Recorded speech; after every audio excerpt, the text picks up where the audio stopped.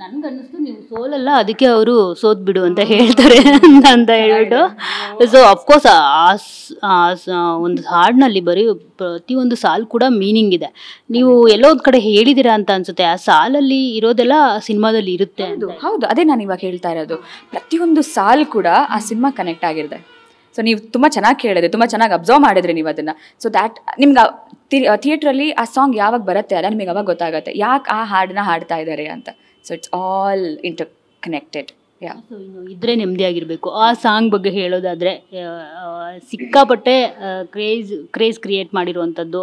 So ಎಲ್ಲರೂ ಬಾಯಲ್ಲೂ ಕೂಡ ಇದ್ರೆ ನೆಮ್ಮದಿಯಾಗಿರಬೇಕು ಅಂತ ಹೇಳ್ತಾರೆ. ಏನಾದರೂ ತಿನ್ಬೇಕಿದ್ರು ನೆಮ್ಮದಿಯಾಗಿ ತಿನ್ನಬೇಕು ಅಂತ ಹೇಳ್ತಿರ್ತಾರೆ. ಸೊ ರಚನಾ ಅವ್ರು ಏನು ಹೇಳ್ತಾರೆ ಆ ಸಾಂಗ್ ಬಗ್ಗೆ ಅಂತ? ಇದ್ರೆ ನೆಮ್ಮದಿಯಾಗಿರಬೇಕು, ಇರೋದು ಒಂದು ಜೀವನ, ನೆಮ್ಮದಿಯಾಗಿರೋಣ ಅಷ್ಟೇ. ಅದು ದಟ್ ಲೈನ್ ಇಸ್ ಲೈಕ್ ಎಲ್ರ ಜೀವನದಲ್ಲಿ ಒಂದು ಯುಟಿಲೈಸ್ ಆಗುವಂಥ ಲೈನ್ ಅದು. ಇದ್ರೆ ನೆಮ್ಮದಿಯಾಗಿರೋಣ, ಇರೋದು ಒಂದು ಜೀವನ ನಮಗೆ. ಸೊ ಏನಕ್ಕೆ ಇಲ್ಲದೆ ಇರೋ ಟೆನ್ಷನ್ಸ್ನೆಲ್ಲ ತಲೆಗೆ ಹಾಕ್ಕೊಂಡು ಆರಾಮಾಗಿರೋಣ, ನೆಮ್ಮದಿಯಾಗಿ ತಿನ್ಕೊಂಡು ನೆಮ್ಮದಿಯಾಗಿ ಎಲ್ಲರ ಜೊತೆ ಆರಾಮಾಗಿ ಮಾತಾಡಿಕೊಂಡು ಖುಷಿಯಾಗಿರೋಣ ಅಷ್ಟೇ. ಸೊ ನನಗನ್ಸಿದ್ದು ಅದು ಲೈಕ್ ದರ್ಶನ್ ಸರ್ ಅವರೇ ಹೇಳಿರುವಂತಹ ಪದ. ಸೊ ಅದು ಸಿನಿಮಾಗೆ ಎಷ್ಟು ಆ್ಯಪ್ಟ್ ಆಗುತ್ತೆ, ನಿಜವಾಗ್ಲೂ ಅದು ಕನೆಕ್ಟ್ ಆಗುತ್ತಾ ಸಿನಿಮಾಗೂ ಮತ್ತು ಆ ವರ್ಡ್ಗೂ ಅನ್ನೋದು ಒಂದು ಕ್ಯೂರಿಯಾಸಿಟಿ. ಇದೆ. ಅದೇ ನಾನು ಹೇಳ್ತಿದ್ದೇನಲ್ಲ, ಪ್ರತಿಯೊಂದು ಲೈನ್ಗೂ ಒಂದೊಂದು ಇಂಪಾರ್ಟೆಂಟ್ ಅಂತ ಇದೆ. Everything is inter connected here. So ಅದೇ ಪ್ರಕಾಶ್ ಸರ್ ಅಂತ ಬಂದಾಗ ಅವ್ರಿಗೆ ರ್ಯಾಂಡಮ್ ಅದು ಹಂಗೆ ಮಾಡಲ್ಲ. ಅವರು ವೆರಿ ಥಾಟ್ಫುಲ್ ಹಿಯರ್ಸ್. ಯಾವುದಕ್ಕೆ ಏನು ಹಾಕಬೇಕು, ಏನು ಆ್ಯಡ್ ಮಾಡಬೇಕು ಅದನ್ನು ನೋಡಿ ಕೂತು ಯೋಚನೆ ಮಾಡಿನೇ ಮಾಡಿರುವಂಥದ್ದು ಇದು. ಸೊ ಇನ್ನು ನೀವು ಕಂಡಂಥ ದರ್ಶನ್ ಅವ್ರ ಬಗ್ಗೆ ಒಂದಷ್ಟು ಮಾತುಗಳು ಅವ್ರ ಫ್ಯಾನ್ಸ್ಗೆ ಹೇಳೋದಾದರೆ ಏನು ಹೇಳ್ತೀರಾ? ಬಿಕಾಸ್ ಎಲ್ಲರೂ ವೆಯ್ಟ್ ಮಾಡ್ತಿರ್ತಾರೆ.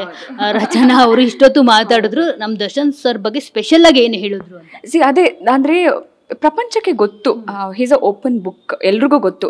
ಪ್ರತಿಯೊಬ್ಬರು ಅವ್ರ ಜೊತೆ ಕಾಲ ಕಳೆದಿರೋರು ಅವ್ರು ಹೇಳ್ತಾರೆ ದರ್ಶನ್ ಸರ್ ಹೆಂಗೆ ಅಂತ.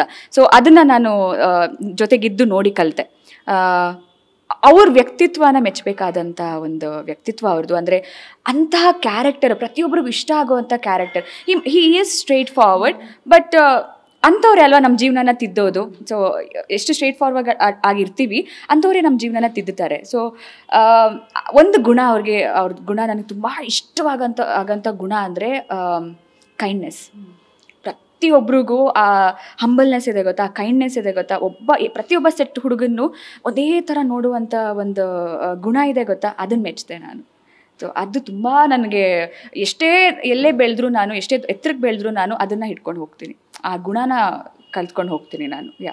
ಸೊ ಇನ್ನು ಡೆವಿಲ್ ನೋಡಬೇಕು ಅಂತ ಅಂದ್ಕೊಂಡವರು ಸೊ ಏನೆಲ್ಲ ಎಲಿಮೆಂಟ್ಸ್ಗಳನ್ನು ಎಕ್ಸ್ಪೆಕ್ಟ್ ಮಾಡ್ಬೋದು ಅಂತ? Surprise. Devil is surprise pack. ನಾನು ಕಾಯ್ತಾ ಇದ್ದೀನಿ December 12th. So devil is all about surprise element. ಅದೇ ಹೇಳ್ದಲ್ಲ, ಶಾಕ್ ಅಂತೂ 200%. ಯಾಕೆ ಹಿಂಗೆ, ಅಯ್ಯೋ ಇದೆಲ್ಲ ಇದೆ, ಎಲ್ಲ ಇಮೋಷನ್ಸ್, ಖುಷಿ, ದುಃಖ, ಸಿಟ್ಟು ಎಲ್ಲ ಜೊತೆಗೆ ಬರುತ್ತೆ ಈ ಸಿನಿಮಾನ ನೋಡ್ತಾ ಇದ್ರೆ. ಸೊ ಸಿನಿಮಾ ಮಾಡಬೇಕಿದ್ರೆ ಏನಾದರೂ ಅರ್ಜೆನ್ಸಿ ಅನ್ನೋದಿತ್ತಾ? ಬಿಕಾಸ್ ದರ್ಶನ್ ಸರ್ಗೆ ಅಕಸ್ಮಾತ್ ಏನೋ ಆಗ್ಬಿಡ್ಬೋದು, ಏನೋ ಡೆವಲಪ್ಮೆಂಟ್ ಆಗ್ಬಿಡ್ಬೋದು ಅನ್ನೋ ಒಂದು ಇದರಲ್ಲಿ ಟೆನ್ಷನಲ್ಲಿ ಏನಾದರೂ ಅರ್ಜೆಂಟಾಗಿ ರಾತ್ರಿ ಹಗಲು ಮಾಡಿರೋದು ಉಂಟಾ ಅಂತ? ಖಂಡಿತವಾಗ್ಲೂ ಇಲ್ಲ. ನನಗೆ ಫೀಲ್ ಮಾಡಿಸಿಲ್ಲ ಅದನ್ನು, ನನ್ನ ತನಕ ಅದು ಬಂದೂ ಇಲ್ಲ. ಖಂಡಿತವಾಗ್ಲೂ ಇಲ್ಲ. ಎಲ್ಲ ಕೂಲಾಗಿ ಎಲ್ಲ ಟೈಮ್ ತಗೊಂಡು ಪ್ರಿಪೇರ್ ಆಗಿ it was very well planned and executed cinema. So ನಿಮ್ಮನ್ನ 12th ಆದಮೇಲೆ ಇನ್ನಷ್ಟು ಇಂಟರ್ವ್ಯೂ ಮಾಡೋದಿದೆ, ಯಾಕಂದರೆ ಅಲ್ಲಿ ಗೊತ್ತಾಗುತ್ತೆ ಅವತ್ತು ಡೆವಿಲ್ ಆರ್ಭಟ ಹೇಗಿರುತ್ತೆ ಅಂತ ಹೇಳ್ಬಿಟ್ಟು. ಸೊ ಇನ್ನು ದರ್ಶನ್ ಸರ್ ಫ್ಯಾನ್ಸ್ಗಾಗಿರ್ಬೋದು, ನಿಮ್ಮ ಫ್ಯಾನ್ಸ್ಗಾಗಿರ್ಬೋದು ಏನಾದರೂ ಒಂದಷ್ಟು ಮೀಮ್ಸ್ಗಳನ್ನ ನೋಡಿದ್ರ ನಿಮ್ಮ ಬಗ್ಗೆ ಇಂಟ್ರೆಸ್ಟಿಂಗ್ ಅಂತ ಅನ್ಸಿದೆ? ಇಂಟ್ರೆಸ್ಟಿಂಗ್ ತುಂಬ ನೋಡ್ತಾ ಇದ್ದೀನಿ. ಮುದ್ದಾಗಿ ಕರೆಯೋದು, ರಚಿಮಾ ಅಂತ ಒಂದು ಟ್ಯಾಗ್ ಕೊಟ್ಟಿರೋದು, ಇವಾಗ ಆ ಡೆವಿಲ್ ಕ್ವೀನ್ ಅಂತ ಎಲ್ಲ ಕಡೆ. ನನ್ನ ರಚನಾ ಅಂತ ಯಾರು ಇದೆ ಮಾತೇ ಆಡಿಸಲ್ಲ ನನ್ನ, ಆ ಡೆವಿಲ್ ಕ್ವೀನ್ ಅಂತಾನೆ ಆಗ್ಬಿಟ್ಟಿದೆ ಇವಾಗ. ಸೊ ಅದು ಆ್ಯಂಡ್ ಖುಷಿ ಆಗುತ್ತೆ ಮ್ಯಾಮ್, ಅಂಥ ದೊಡ್ಡ ಆ್ಯಕ್ಟ್ರೆಸ್ ಜೊತೆ ನಂದನ್ನು ಒಂದು ಪುಷ್ ಮಾಡ್ತಾ ಇದ್ದಾರೆ ಅಲ್ಲ. ಸೊ ರಕ್ಷಿತಾ ಮ್ಯಾಮ್, ಆಮೇಲೆ ರಚಿತಾ ಅವರಾದ್ಮೇಲೆ ಈ ರಚನಾ ಅಂತೆಲ್ಲ ಹೇಳ್ತಾ ಇರೋದು ಒಂಥರ ಎಷ್ಟು ಖುಷಿ ಆಗುತ್ತೋ ಅಷ್ಟು ರೆಸ್ಪಾನ್ಸಿಬಿಲಿಟಿ ಕೂಡ ನನಗೆ. ಸೊ ಖುಷಿ ಆಗುತ್ತೆ ಅವ್ರು ಅಷ್ಟು ಖುಷಿ ಪ್ರೀತಿಯಿಂದ ಮಾತಾಡಿಸ್ಬೇಕಾದ್ರೆ, ಒಪ್ಕೊಳ್ತಾ ಇರಬೇಕಾದ್ರೆ I am happy and I am grateful.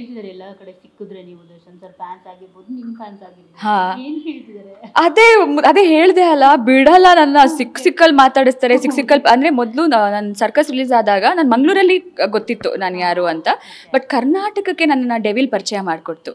ಅದರಲ್ಲೂ ದರ್ಶನ್ ಸರ್ ಫ್ಯಾನ್ಸು ತುಂಬ ಮರ್ಯಾದೆ ಕೊಡ್ತಾರೆ ಮ್ಯಾಮ್. ನಾನು ಈಗಲೂ ಕ್ಯಾಬ್ ಆಟೋದಲ್ಲಿ ಓಡಾಡ್ತಾ ಇರ್ಬೇಕಾದ್ರೆ ಹೆಚ್ಚಾಗಿರೋರೇ ಅವ್ರ ಫ್ಯಾನ್ಸು, ಅವ್ರ ಫೋಟೋನೇ ಇರತ್ತೆ. ಸೊ ನಾನು ಮಾಸ್ಕ್ ಎಲ್ಲ ಹಾಕೊಂಡು ಹೋಗ್ತೀನಿ, ಎಲ್ಲರೂ ಪೇ ಮಾಡ್ಬೇಕಾಗತ್ತೆ, ಮ್ಯಾಮ್ ನಿಮ್ಮೆಲ್ಲ ಒಂದು ಫೋಟೋ ಅಂತ ಹೇಳ್ಕೊಂಡು ಈಗ ಅದು ಸ್ಟಾರ್ಟ್ ಆಗ್ತಾ ಇದೆ. ನೀವಂತೂ ಸಖತ್ ಎಂಜಾಯ್ ಯಾ ಕನ್ನಡ ಜನತೆಗೆ ಜೊತೆಗೆ ನಿಮ್ಮ ಡೆವಿಲ್ ಆಡಿಯನ್ಸ್ಗೆ, ಫ್ಯಾನ್ಸ್ಗೆ, ನಿಮ್ಮ ಫ್ಯಾನ್ಸ್ಗೆ ಟೋಟಲ್ ಓವರ್ ಆಗಿ ಹೇಳೋದಾದ್ರೆ ಏನು ಹೇಳ್ತೀವಿ? ಐ ಲವ್ ಯು ಅಷ್ಟೇ. ಈ ಪ್ರೀತಿ, ಈ ಪ್ರೋತ್ಸಾಹ ಸದಾ ನನ್ನ ಮೇಲೆ ಇರಲಿ. ಆ್ಯಂಡ್ ನಾನು ಕೂಡ I never let you down. That's what. Thank you so much Rachana. ತುಂಬ ಒಳ್ಳೆಯದಾಗಲಿ, ತುಂಬ ಎತ್ತರಕ್ಕೆ ನೀವು ಬೆಳೀಲಿ ಅಂತ ಕೂಡ ನಾನು ಕೂಡ ಆಶಿಸ್ತೀನಿ. ತುಂಬ ಒಳ್ಳೆಯದಾಗಲಿ ನಿಮಗೆ. Thank you so much. So ನೋಡಿದ್ರಲ್ಲ, ಇದಿಷ್ಟು ನಟಿ ರಚನಾ ರೈ ಅವರ ಮಾತು. ಮೊದಲ ಬಾರಿಗೆ ಸ್ಯಾಂಡಲ್ವುಡ್ ಬೆಳ್ಳಿ ತೆರೆ ಮೇಲೆ ಡಿಸೆಂಬರ್ 12ರಂದು ಅವರ ಎಂಟ್ರಿ ಆಗ್ತಿದೆ. ಸೊ ಅವ್ರಿಗೆ ನಿಜವಾಗ್ಲೂ ತುಂಬ ಒಳ್ಳೆಯದಾಗಲಿ ಅಂತ ನಾನು ಕೂಡ ಆಶಿಸ್ತೀನಿ. ಕ್ಯಾಮ್ರಾ ಪರ್ಸನ್ ಗಿರೀಶ್ ಜೊತೆ ಮಂಗಳರಾಜ್ ಗೋಪಾಲ್, TV9 ಬೆಂಗಳೂರು.